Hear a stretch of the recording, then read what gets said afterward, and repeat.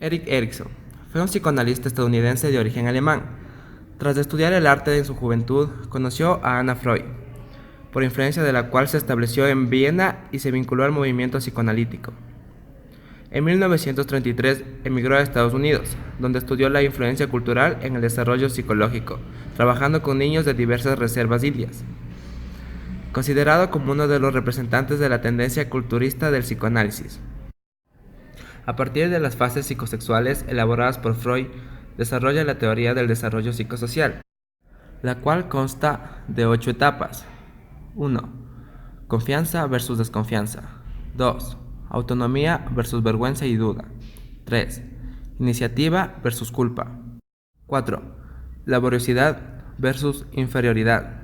5. Exploración de la identidad versus difusión de identidad. 6. Intimidad versus aislamiento. 7. Generatividad versus estancamiento. Y 8. Integridad del yo versus la desesperación.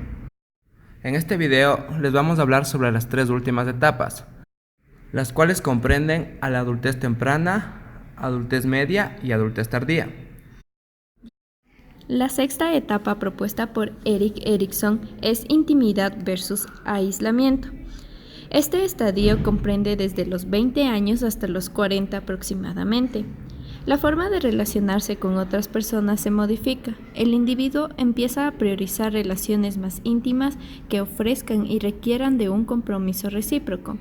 Una intimidad que genere una sensación de seguridad, de compañía y de confianza.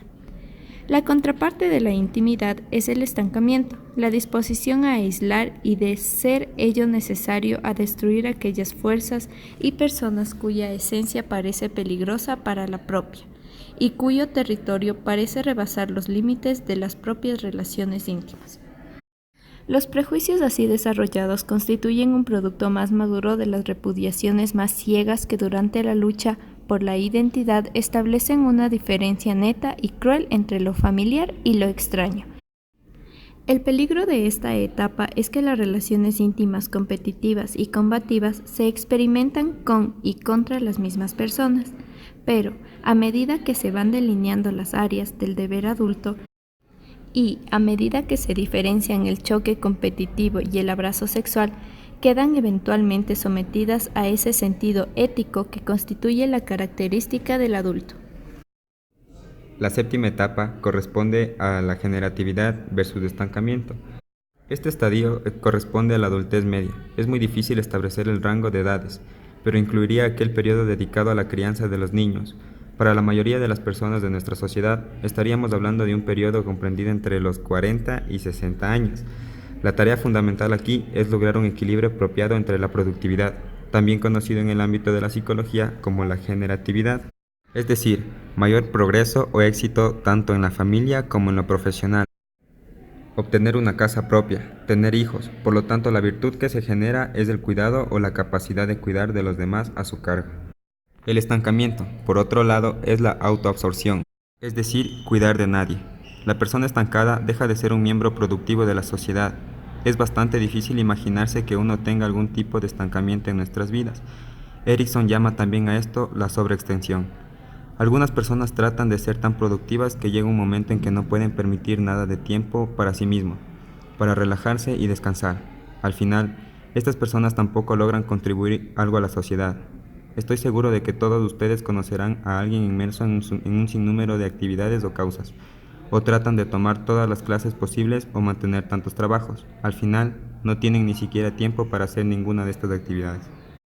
La octava etapa corresponde a la integridad del yo frente a la desesperanza.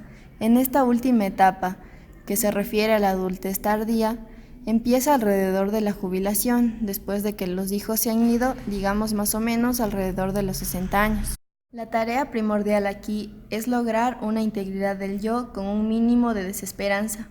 Esta etapa parece ser la más difícil de todas, al menos desde un punto de vista juvenil.